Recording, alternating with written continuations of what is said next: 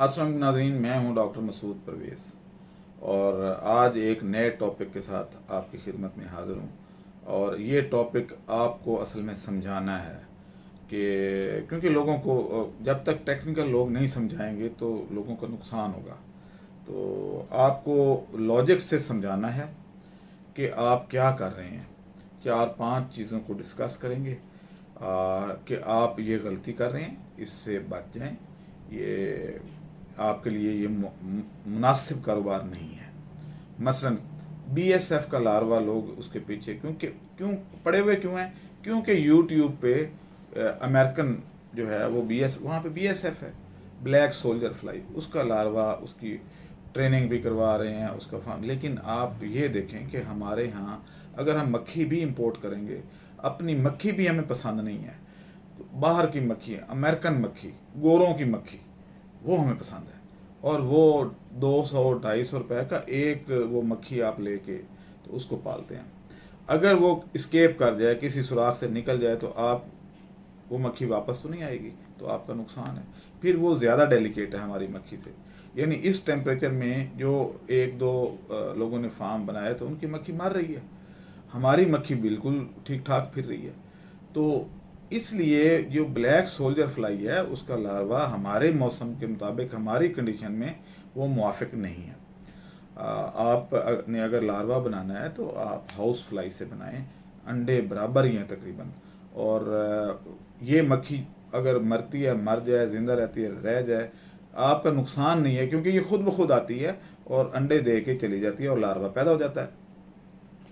दूसरा यह है कि इससे जदीद एक काम और है जो आज आपसे डिस्क्लोज करना था, वो है वर्मी कंपोस्ट का। असिनोफिटिडा एक वर्म है रेड कलर का, तो वो हम इंपोर्ट करने में कामयाब हो गए हैं और वो हमारे पास मौजूद है, हम उसको रेप्लिकेट कर रहे हैं। अब उसका कंपैरिजन करना है। एक एसिनोफिटिडा का वर्म 30 बीएसएफ के लार्वे के बराबर है, क्योंकि ये बहुत लंबा होता है, मोटा भी होता है।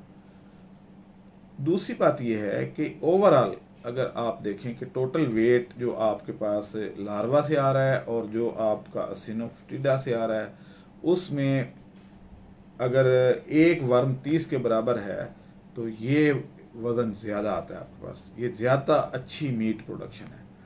फिर लार्वा पैदा करने के लिए आपको जो बीएसएफ का लार्वा है वो रैक्स बनाने पड़ते हैं, उसको प्रॉपर कंडीशन देनी पड़ती है, जालियां लगानी पड़ती हैं, तो ये सारा कुछ करना पड़ता है और वो अच्छा खासी इन्वेस्टमेंट हो जाती है।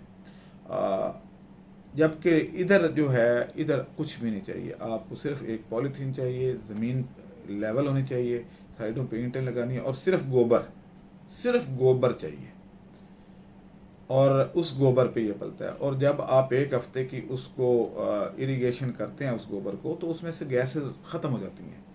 तो जब गैसेस ख़त्म हो जाती हैं तो आप कहीं भी कर सकते हैं, अपनी छत पे भी करेंगे, कोई स्मेल नहीं होगी। जबकि उधर जो उसकी डाइट है मक्खी की, वो आती ही वहाँ है जहाँ मीठा हो, तो उस पे बैठेगी, उस पे अंडे देगी, फल गले सड़े ये वो सारा कुछ। तो उस सूरत में आप अगर करेंगे बीएसएफ किसी आबादी के पास भी करेंगे तो लोग दूसरे दिन डंडे लेके आ जाएंगे और आप कहेंगे ये उठाओ, ये हमें स्मेल आती है। लेकिन इधर ऐसा नहीं है।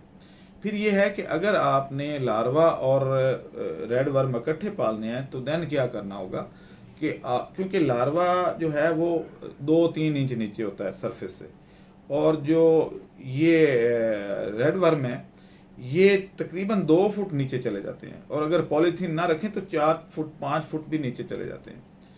इस सूरत में आपने पॉलीथीन इसलिए रखी जाती है कि आपके रेड वर्म ज़मीन में न चले जाएं, वो वहाँ उनको एक बैरियर मिलता है। तो आपकी हीप का जो साइज़ है वो 2 से 2.5 फुट होता है, तो उनको अच्छी खासी जगह मिल जाती है और वो नीचे तह में चले जाते हैं। और आपने ऊपर क्या डालना है, पराली हर जगह तकरीबन मुफ्त अवेलेबल है। तो इस तरीके से, या गन्ने की जो ऊपर छिलका सा उतरता है वो आप डालें, साया ही करना है ना थोड़ा बहुत, तो डैट इज़ एनफ। तो आपने उसको उस तरीके से आप ऊपर वाली तह से लार्वा और नीचे वाली तह से रेड वर्म ले सकते हैं। लेकिन लार्वा के लिए फिर आपको थोड़ा सा मीठा डालना पड़ता है। अगर आप रूरल एरिया में हैं तो देन ये काम कर सकते हैं, लेकिन शहरों में आप लार्वा ना कीजिएगा, रेड वर्म कर सकते हैं। तो जिन लोगों ने रखे हुए हैं, और इसके बायर यहीं मौजूद हैं, आपको कहीं जाने की ज़रूरत नहीं है। ये जितनी भी आपकी कैनरीज कहते हैं फैंसी बर्ड्स को, पालतू जो कैनरीज वाले जो जितने भी हैं, जितनी दुकानें बनी हुई हैं गड़ी शो में, मॉडल टाउन में, आपके चुबुर्जी में, मतलब मुख्तलिफ एरियाज में बेशुमार दुकानें बनी हुई हैं। तो उन सब की ज़रूरत है ये। और मेरे पास ऐसा बंदा भी है जो ब्रीडिंग करवाता है और वो ये लेना चाहता है। तो आपका जितना भी पैदा होगा वो वहाँ भी बिक जाएगा। फिश टैंक वाले आपके बायर होंगे, क्योंकि वो अगर एक दफ़ा रेड वर्म कल्चर कर लेते हैं तो फिर उससे आगे रेप्लिकेट करना हम सिखा देंगे कि कैसे करना है, और इस तरीके से ये हो सकता है। और आप फीड फ्री फिश फार्मिंग कर सकते हैं, और हम कर रहे हैं।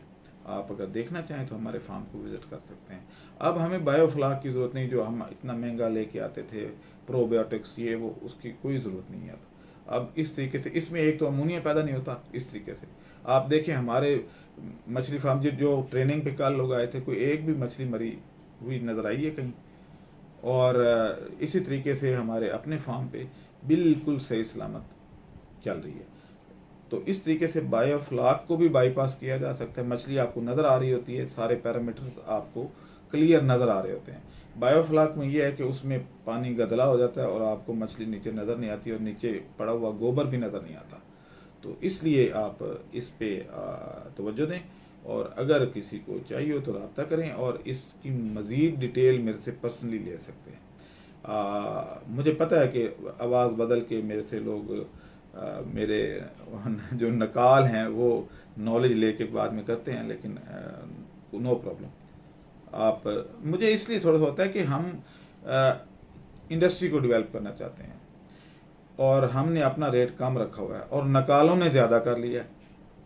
तो टेक्नोलॉजी हमारी, सारा कुछ हमारा, तो नकल करके तो उसको महंगा करके बेचने का, क्योंकि वो बड़े चैनल पे आते हैं जिनके सब्सक्राइबर ज़्यादा हैं। तो आप से रिक्वेस्ट है कि एक तो मेरे चैनल को सब्सक्राइब कर लें, क्योंकि जिसकी कोशिश होती है उसको उसका सिला मिलना चाहिए। तो अब मुझे इजाज़त दें। अल्लाह हाफ़िज़। हमारे चैनल को सब्सक्राइब करें और साथ में बेल आइकन को भी दबा दें, ताकि हमारी हर नई आने वाली वीडियो आप तक बआसानी पहुंच सके।